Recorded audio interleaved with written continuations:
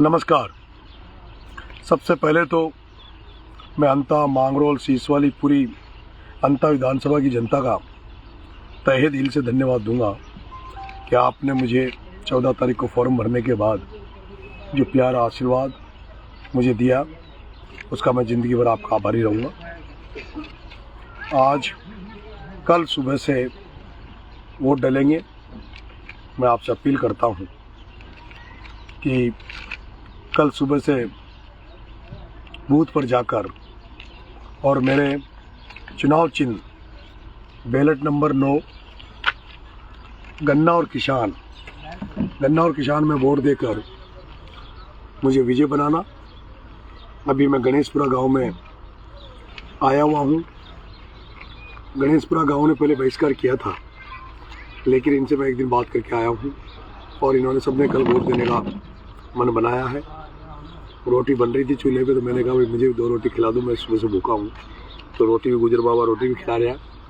और मैं इसलिए लाइव आया हूँ कि अगर मैं आपका एमएलए बनता हूँ तो जो मैंने वादे किए हैं कि मैं भ्रष्टाचार को यहाँ से जड़ से उखाड़ कर फेंक दूंगा। मैंने कई सारी चीज़ें इस दौरान, जब मैं विधानसभा क्षेत्र में घुमा हूँ तो बहुत सारी समस्या मैंने देखी है। एक तो फसल बीमा का जो पैसा है, मैं चुनाव जीतता हूँ तो किसानों को फसल बीमा का पैसा दिलाऊंगा। मांगरोल से जो 12 तक की सड़क टूटी पड़ी है उसको मैं ठीक कराऊंगा। अंता में बस स्टैंड बनाने का प्रयास करूंगा। और मैं कई विधानसभा क्षेत्रों में जब मैं गया हूँ तो मैंने देखा है बालदड़ा में बाढ़ आई थी, जब कई मकान और लोगों का नुकसान हुआ था, लेकिन मुआवजा, उचित मुआवजा नहीं मिला। तो उसका दोबारा से सर्वे होकर उसका मुआवजा लोगों को दिया जाए।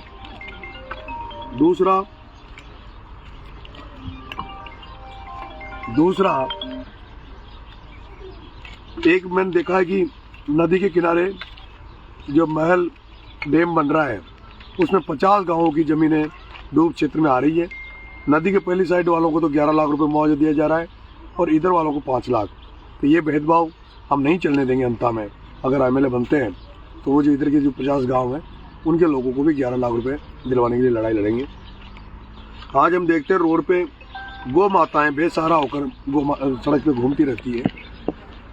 मैं चाहूँगा कि गौ माता की रक्षा के लिए विधेयक पास हो, विधानसभा में आवाज़ उठाऊंगा, जिससे कि गौ माताएँ सड़क पे नहीं घूमें, उनकी रक्षा के लिए प्रयास किए जाए और जिससे एक्सीडेंटों से बचा जा सके और किसानों की फसलें भी गौ माताओं से बचाई जा सके। इसके अलावा जो भी समस्या है, जैसे कई गाँवों में ये समस्या है कि क्या नाम से शमशान घाट के रास्ते नहीं है। अभी मैं यहाँ बैठा हूँ गणेशपुरा में, जिसमें भी एक मेन रोड की पुड़िया टूटी हुई है, इनको ठीक कराऊंगा। पीछे रास्ता है वो भी खराब है, उसको ठीक कराएंगे। इसके अलावा मुझे सीएचए के बच्चों ने समर्थन दिया है, तो विधानसभा में सीएचए के बच्चों ने बहुत दिनों तक आंदोलन किया था।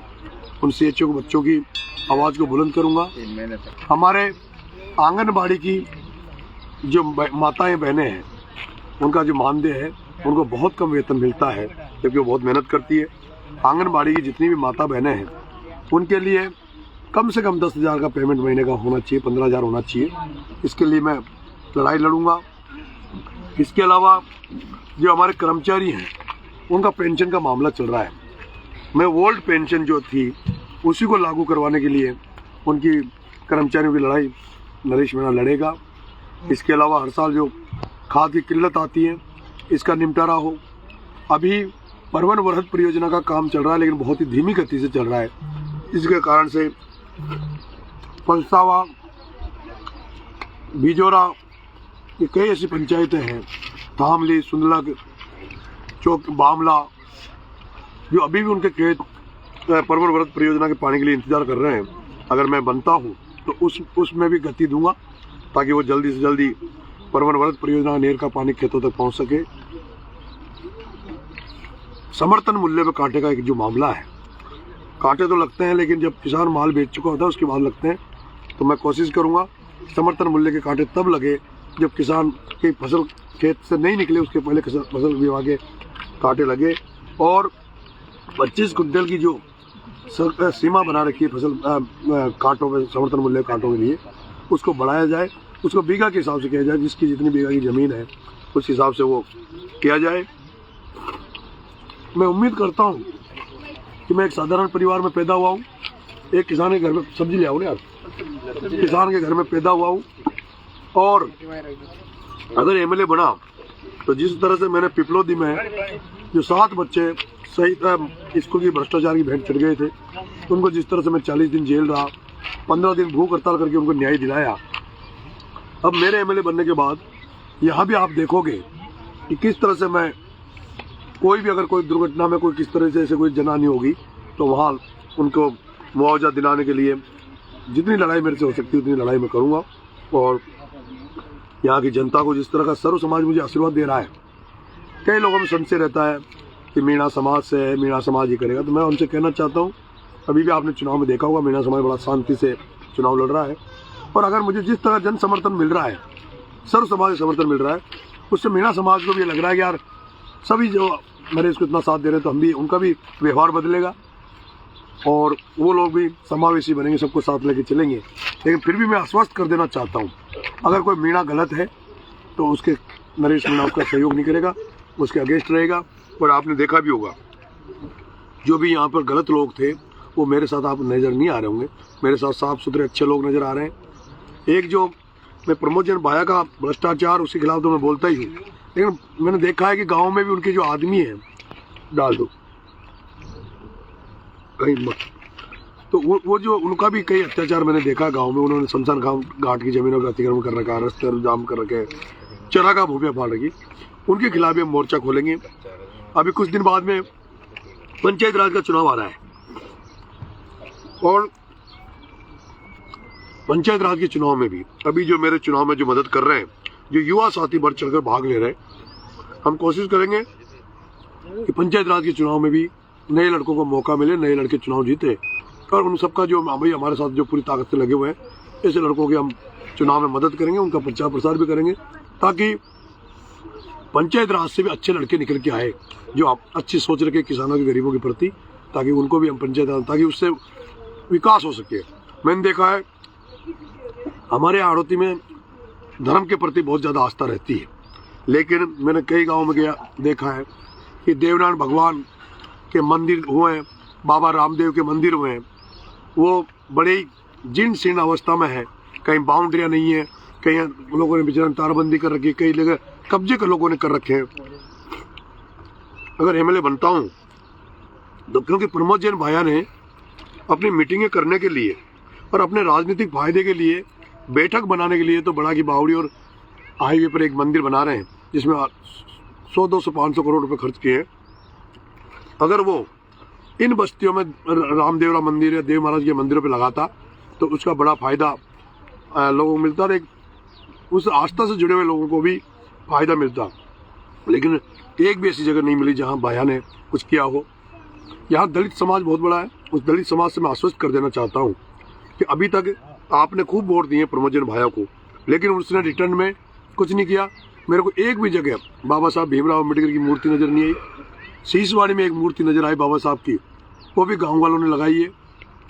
तो मैं चाहूँगा कि अगर मैं एमएलए बनता हूँ तो दलित समाज के लिए हर बड़ी बस्ती में बाबा साहब की मूर्ति लगाऊंगा, साथ के साथ एक अच्छी सी लाइब्रेरी उनके लिए खोलूँगा। और अब कोई समस्या सी जो इंगित करने में मैं रह गया हूँ, तो मैं जब एमएलए बनने के बाद गाँव पैदल पैदल जाऊँगा, तब प्रत्येक समस्या को लिखकर और पंचायत लोगों के बीच में, जनता के बीच में बैठकर उसका हल करने का प्रयास करूँगा। मैं ये मेरा देखिए, कांग्रेस और बीजेपी, इनको आप 70 साल से देखते आ रहे हो, इसलिए इनके चुनाव चिन्ह को तो आप जानते हो, लेकिन मेरा जो चुनाव चिन्ह है उसको बताना बहुत ज़रूरी है।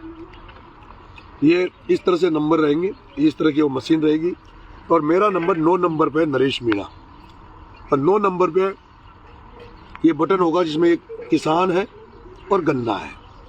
ये किसान और गन्ना है, और आपको इस तरह से बटन दबाना है। ये अभी बोला, जैसे नीचे आएगा 1 2 3 4, ऐसे 9 नंबर है। ये 9 नंबर पे नरेश मीणा मेरा फोटो लग रहा है जो पोस्टर में है, और गन्ना और किसान ये मेरा चुनाव चिन्ह है।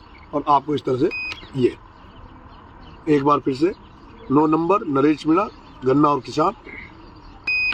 और जो लोग गाँव में हमारा चुनावी कैंपेन संभाल रहे हैं, उनसे मेरा आग्रह है, आज की रात है, कत्ल की रात है, आप सब इस मशीन को ले जाकर, और ये नहीं कि ये ऐसे वोट डालना, आप जो माता बहनें बुजुर्ग हैं उनको ये रख के और उनसे आपको बोलना है कि बताओ माँ जी कहाँ वोट दोगी। फिर जब वो वोट सही डाल दे तब आप किसी और को घर घर आज फैल जाओ और घर घर में इस चुनाव चिन्ह को प्रचारित करो। बहुत बहुत धन्यवाद। नमस्कार। राम राम साहब।